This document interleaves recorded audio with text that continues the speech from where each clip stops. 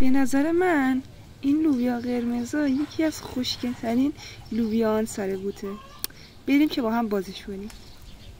اینا رو میکنیم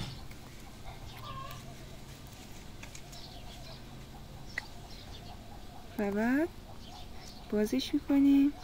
چقدر قشنگه. اینم بعد از چیدنشون که دون میشن و میرن واسه خوش شدن.